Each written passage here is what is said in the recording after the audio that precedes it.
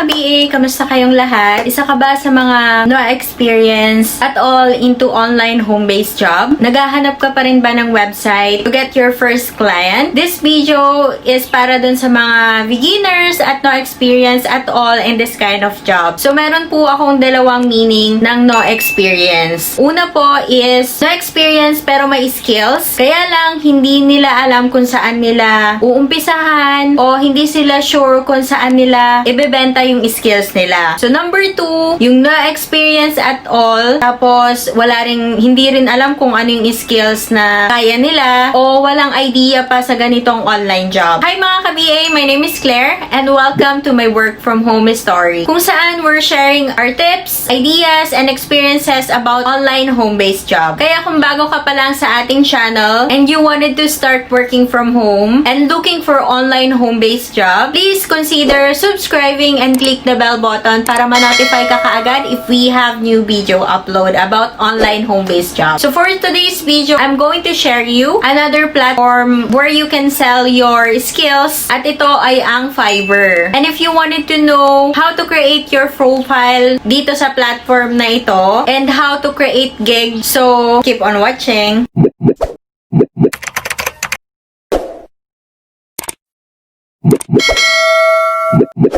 So ngayon, hindi ka pa sure, sino ba si Fiverr? Paano nga ba makakuha ng client using this platform? Okay, so si Fiverr po is an online marketplace for freelancer. So kung saan we can offer our services. So kung we can offer our services using Fiverr, so dito rin po kumukuha yung mga client na gustong bumili ng mga services na i-offered natin. So ano nga ba yung services na sinasabi ko? Services offered on this site include writing, translation, graphic design, video editing, and programming. Dito kay Fiverr, yung services nila start into $5 and can go up to thousands of dollars with gig extras. Kung maganda yung i-offer mo or kung tingin mo super skilled ka na sa mga mo, so pwede ka nang magpataas ng mga services mo or ng mga gig mo.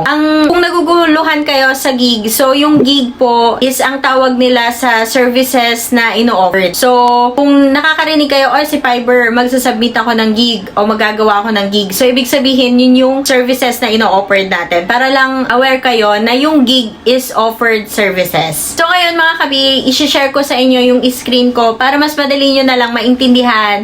Ituturo ko sa inyo paano mag-create ng profile or account kay Fiverr at paano ba maggawa ng gig. So, yan, share natin. So, eto mga ka-BA, punta lang tayo sa new tab natin. Tapos, isa-search lang natin si Fiverr. Ito, click natin si Fiverr. So, dito sa taas, makikita nyo yung Become a Seller, Sign In, or Join. So, kiklik muna natin tong Join kasi wala pa naman tayong profile.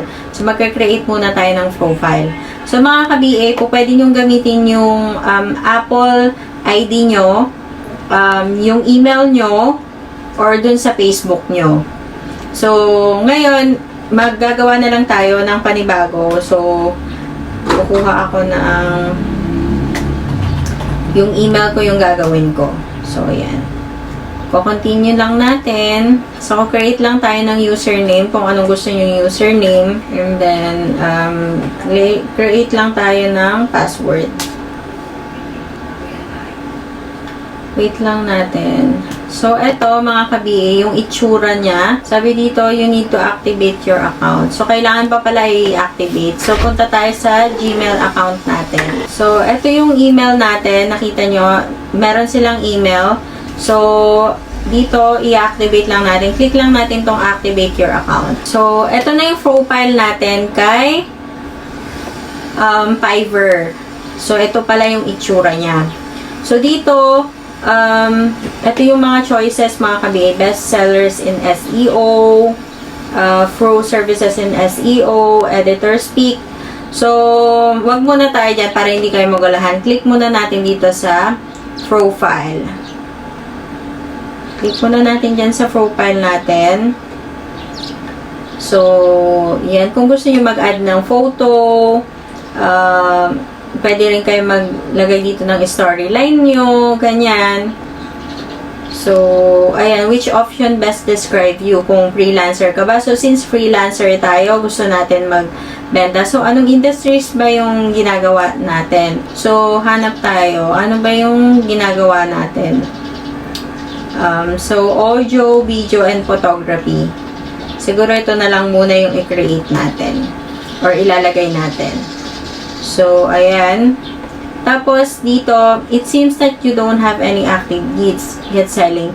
Ito yung sinasabi ko sa inyo na create a new gig. Dito nyo ilalagay kung ano yung magaling kayo. So, magsasample tayo mga ka-BA ha. Kunyari, magtitingin tayo dito. Ito, po pwede nyong tignan mga ka-BA. Yung mga industries na gusto nyong trabahuhin, na gusto nyong gawan ng skills para gumaling kayo, ganyan. So, for example, sabihin na natin na, yun, tingnan natin kung merong appointment setter ba dito. Since ito yung ano natin. So, meron nga appointment setter. So, kagaya ito, mga ka-BA, dito, sabi niya, I will call your list to set appointments professionally. So, ibig sabihin, ito, nilalagay din nila kung ano yung magaling sila. Kung ano yung kaya nilang gawin.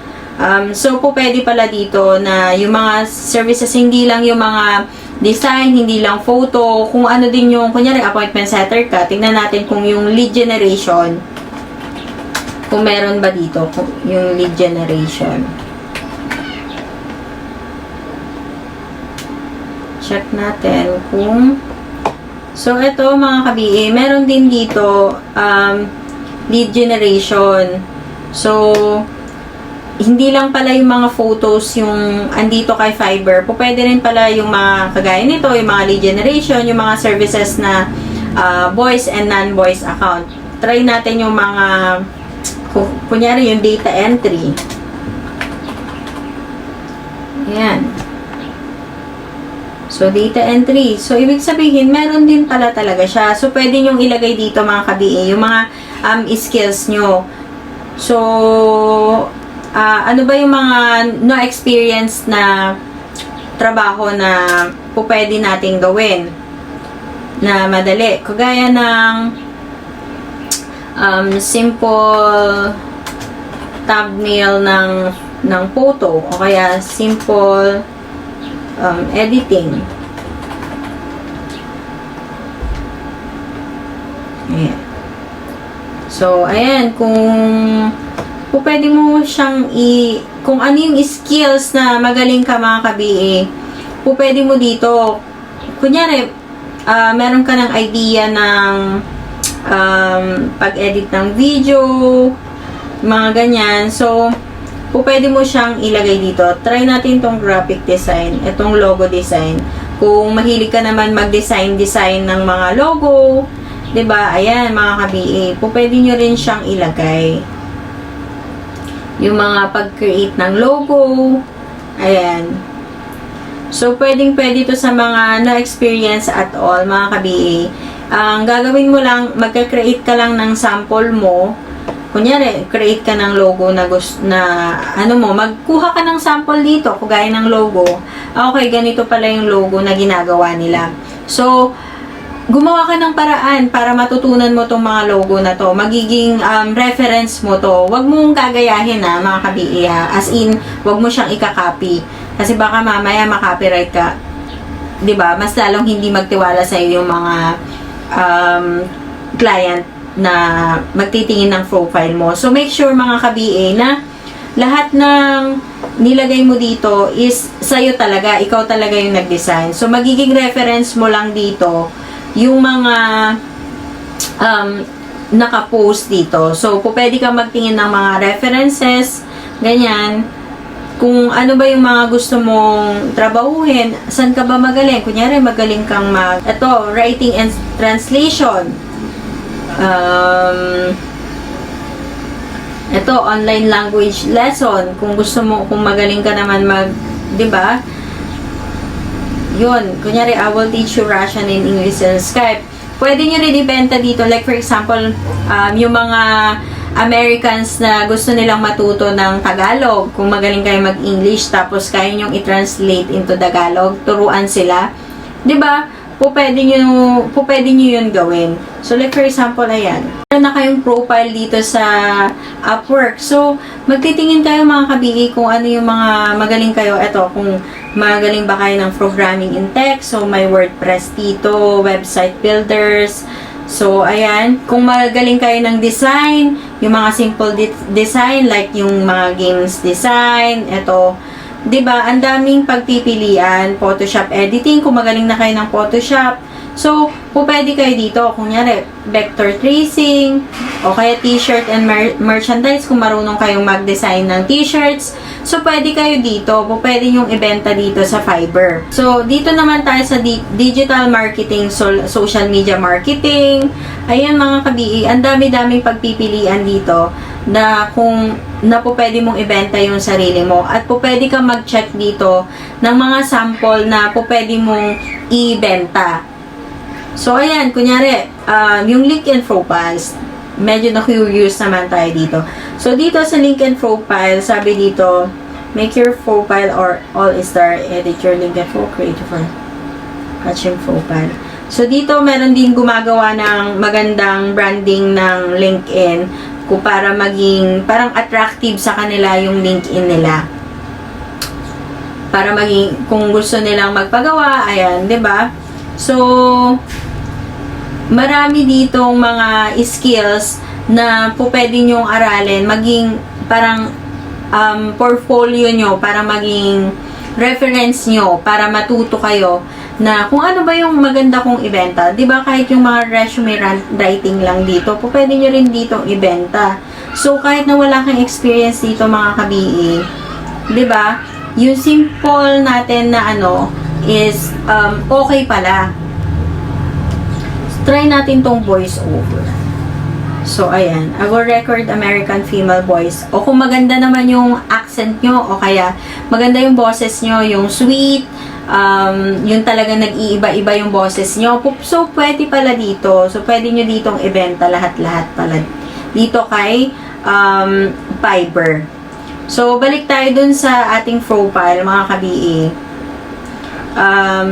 So, hindi muna tayo magka-create ng gig natin. So, create a gig. New gig. Ayan. Create a new gig. Click nyo lang yon. So, dito, may isang videos sila na ipapakita para siguro matuto ka, ganyan. Kung ano yung pwedeng ibenta. So, ito, sinasabi niya naman kung ano yung gagawin mo. So, una daw, learn what makes a successful profile. So, discover the do's and don'ts to ensure you're always on the right track. Tapos, create your seller profile, add your profile picture, description, and profile information.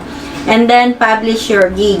Gaya nga sabi ko, kapag create ka na, so, try natin, mag-continue para makita natin. So, ayan, sasabihin niya naman kung paano ka maging successful kay Fiverr. Kung nabasa mo na lahat ito, continue mo lang. Now, let's talk about the things you want to steer clear of. So, ito na yung mga kailangan mong i-avoid. Avoid the following to keep in line with our community standards. Para hindi ka mapatalsik dito kay Fiverr, so make sure na nabasa nyo ito.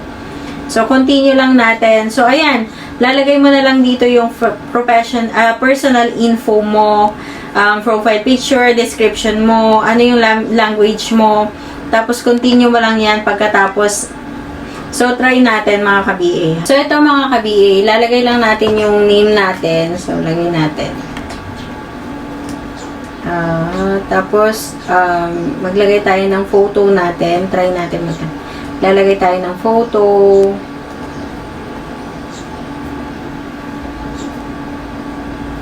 Tapos, share a bit about of your work experience.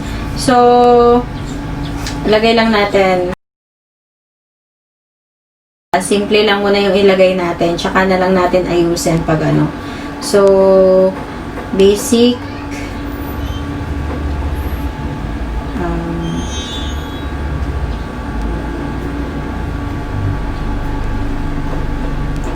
So, yan. Add new. Kung meron ka pang ibang language, sabihin na natin, Tagalog.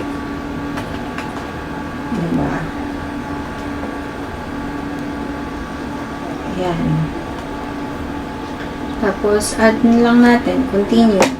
Tapos, yung occupation natin. Other.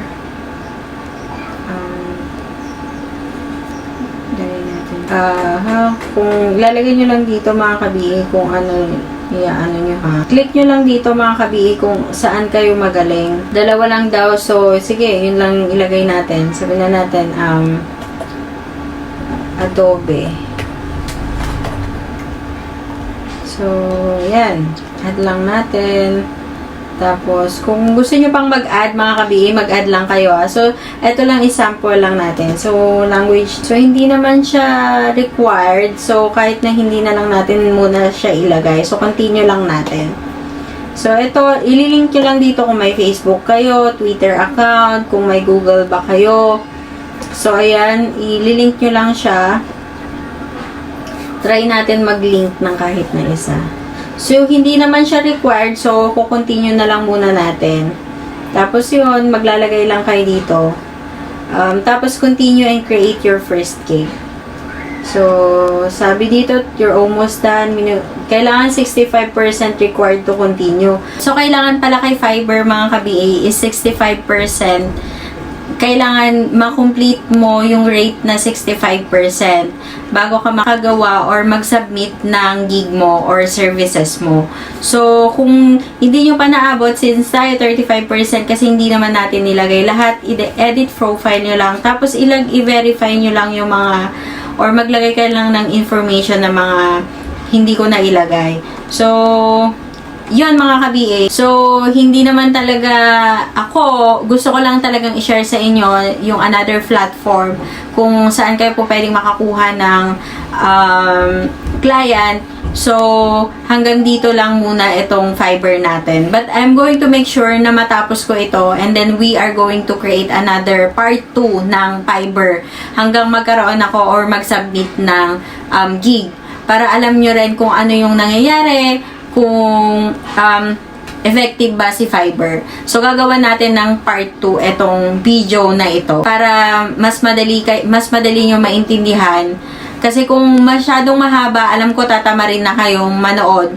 So, mas maganda, gagawa na lang tayo ng part 2 ni Fiverr na ayos ko na siya. So, papakita ko sa inyo. So, ngayon, eto muna yung may papakita ko sa inyo. Yung paano gumawa ng profile kay Fiverr at paano maglagay ng gig. So, ayan mga ka-BA. So, make sure to start to be creative at maging masipag na mag-aral ng mga skills na dadagdag sa learnings mo. If you feel na, naku, mahirap yan, hindi ko yan kaya, instead na ganyan yung instinct nyo, mga ka-BA, sabihin nyo sa sarili nyo, naku, mahirap yan, kaya ko to, at magiging magaling ako sa skills na ito. That way, mabibuild yung confidence mo na makakapaghanap ka ng trabaho into online jobs. Ikaw ang gagawa ng stories mo, mga ka-BA. So, i-push mo kasi, alam mo mga ka-BA, ikaw din yung makakagawa ng ikaka-successful mo, whatever field you're going to work with. So, sana nakatulong itong video natin para makahanap ka ng online job. And if you have a question, suggestion, feel free to comment below and I'm happy to help you. So, thanks for watching mga ka-BA. Until my next video. Bye! Hi mga ka-BA! Gusto mo bang makanood ng another tips, ideas, and experiences about home-based job? I-click mo na ang subscribe button at huwag kakalimutan din i-click bell button para ma-notify ka pag meron akong new video upload. Thanks for watching!